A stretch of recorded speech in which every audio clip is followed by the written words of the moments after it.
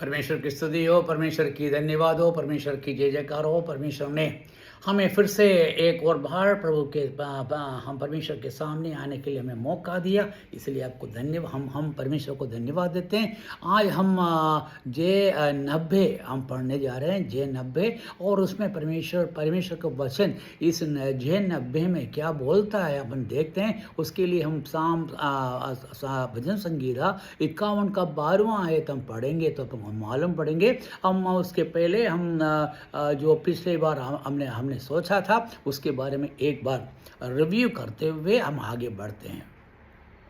चलो हम देखते हैं कि हम यहाँ पर हम परमेश्वर को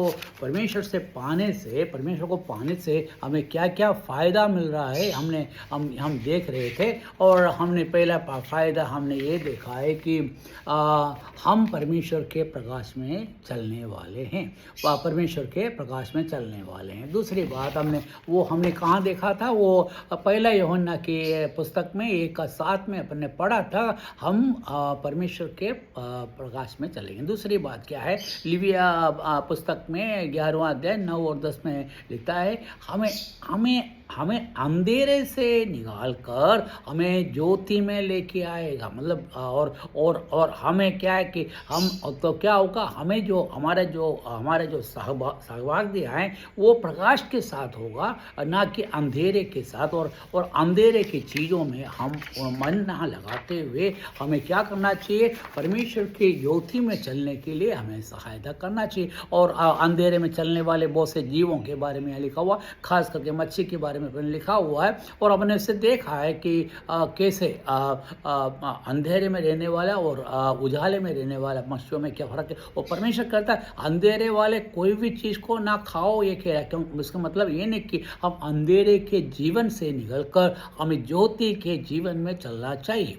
तीसरा हमें ये बताता है, हमें किसी के साथ मेल मिलाप नहीं करना चाहिए जो क्या कहते हैं, गंदगी में रहता है, मतलब कि गलत रास्ते में चलता है, जो गलत काम करता है। उनके साथ हमारा कोई भी रीति से नाता नहीं होना चाहिए, फेलोशिप नहीं होना चाहिए। और इसके मतलब ये नहीं है कि हम उनसे बात ना करें, हम ये कह रहे कि उनके चाल चलन में चलते हुए, उनके साथ ना रहते हुए उनको चीज़ को ना अपना के हमारा जो परिशुद्धता है, हमारे जो शुद्धि है, हमारे जो क्लीननेस है, वो हम दूसरों को दिखाना चाहिए। और वो पढ़ रहे हैं एशिया के पुस्तक में 52वां अध्याय 11वां आयत में हमने उसके बारे में पढ़ा था और हमने उसके बारे में देखा था। अब आगे की और बात जो कर रहे हैं वो हम और वही चीज़ हम एक यूहन्ना के पुस्तक में 1:7 आयत में भी हम ये देखते हैं, यदि हम प्रकाश में चलते हैं तो क्या होगा। क्योंकि उसका कारण क्या है कि हम परमेश्वर प्रकाश है, तो हमको क्या करना चाहिए, हमारे जीवन में क्या है, हम में क्या है, परमेश्वर की बीज है जो प्रकाश देता है, जो खिलता है। वो जब खिलेगा तो क्या होगा, प्रकाश खिलेगा तो प्रकाश ही आएगा। तो यहाँ पर कह रहा है परमेश्वर प्रकाश है और हम विश्वासी के हम उसके कारण क्या होना चाहिए, हम प्रकाश में आगे बढ़ना चाहिए, अंधेरे के रास्ते पे ना चलते हुए हम एक दूसरे के सहभागी, हम प्रकाश में चलेंगे तो हम एक दूसरे को प्रकाश देने वाला होना चाहिए। प्रभु यीशु के, क्योंकि वो किस प्रकार से हमें हुआ, हम परमेश्वर पुत्र प्रभु यीशु के लोह में सभी पाप से शुद्ध कर देता, क्योंकि हमारे परमेश्वर जो है हमारे सभी पापों से हमें शुद्ध कर दिया। अब शुद्ध करने के बाद अंधेरा निकल गया तो हम प्रकाश के हैं, तो प्रकाश में है तो क्या करना चाहिए, हम प्रकाश के चाल चलना चाहिए। तो हमारा जीवन जो है परमेश्वर के हिसाब से, परमेश्वर के प्रकाश के साथ हमको चलना चाहिए। हमारा प्रकाश जो है दूसरे लोगों को प्रकाश देने वाला, ज्योति देने वाला होना चाहिए। और उसके लिए हम ये यहाँ पर पहला यूहन्ना की 1:7 में यहाँ वहाँ पर लिखा हुआ। और उसके बाद क्या होता है, और ये कहता है कि हम परमेश्वर के साथ आया तो हमको एक विश्वास होना चाहिए, हमारा पाप जो ये क्या है, वो सारे के सारे परमेश्वर ने धो दिया या उसको शुद्ध कर दिया। यहाँ या आप धोने से भी अच्छा, मतलब कि आपका पाप को उसने उस स्पॉन्ज से दबाकर पूरे के पूरे निकाल दिया, पूरे मतलब वहाँ का क्या एक भी गीलापन नहीं है, मतलब हमारे पाप को ब्लॉट आउट कर दिया। हमारे पाप और हमारे हमारे हमारे वो कैसा हुआ, क्योंकि हम परमेश्वर का क्या हुआ, उसका मर्सी, उसका करुणा हमारे ऊपर था, और उसके कारण, और ये क्या लिखा हुआ है, और उसने हम यहाँ देखते हैं कि यहाँ दाऊद के बारे में हमने पढ़ा, और वो कहता है कि मैंने पाप कर दिया प्रभु, और मैं आपसे दुआ करता हूँ कि मेरे पाप को आप ब्लॉट आउट करो, मेरे पाप को पूरे सोख लो। तो वो सोखने के लिए वो परमेश्वर से कहता है, और क्या परमेश्वर से मांगा तो वो मिलेगा नहीं क्या, तो वो कहता वहाँ पर क्या है कि, और अब हम देखते हैं कि उसके कारण क्या है, उसको संतोष मिला, उसको समाधान मिला, उसको क्या मिला, उसको परमेश्वर के साथ सहभागी होने के लिए उसको मौका मिला, परमेश्वर से चिपका रहने के लिए मौका। इसलिए परमेश्वर कहता है वो मेरे दिल के अनुसार चलने वाला, मतलब वो पाप करा, ये मैं नहीं कह रहा हूँ कि पाप नहीं करा, और परमेश्वर का वचन भी ये कह रहा है पाप कर, उसके बावजूद वो अपनी गलती को मानकर उसने परमेश्वर से प्रार्थना कर अपने गलतियों को, अपने पाप को परमेश्वर ने उसको पूरे सोख लिया। अब क्या उसमें कोई पाप नहीं।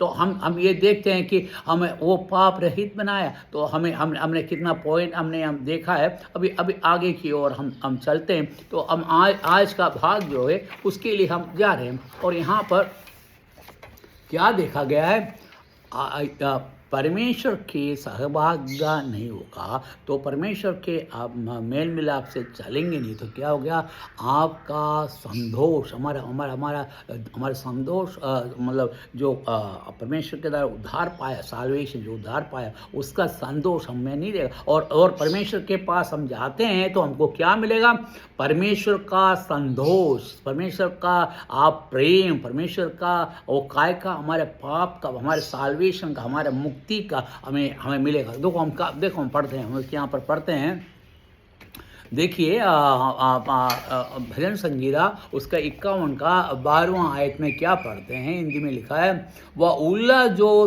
तुझसे आता है मुझ में भर जाए। देखो उल्लास, यहाँ बोलता है उल्लास, यहाँ और इंग्लिश में कहता है जॉय, मतलब हमारा संतोष, मतलब यहाँ पर क्या करें, वह उल्लास जो तुझसे आता है, जो क्योंकि उल्लास किससे आता है या संतोष किससे आता है, परमेश्वर से आता है, मुझ में भर जाए।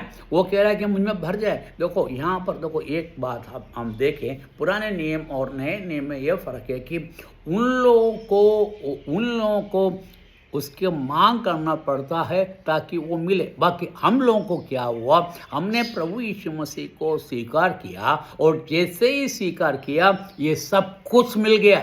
और हमको एक एक बात करके बता रहा है। बाकी पुराने नियम के लोगों के अनुसार और पुराने नियम में दावीद का जैसा शुद्ध हृदय वाला कोई नहीं। परमेश्वर खुद कहता है कि वो मेरे प्रिय है, वो मेरे हृदय के अनुसार चलता है। उसके बावजूद वो क्या कह रहा है, दावीद यहाँ कहता है तेरे उल्लास जो तुझसे आता है, मतलब जो तुम्हारा जो संतोष जो तुझसे आता है अब मुझ में भर जाए, वो मेरे में भर दे। हमने परमेश्वर को स्वीकार किया तो क्या हो गया, परमेश्वर का उल्लास, परमेश्वर का जोय हमारे में आ चुके हैं।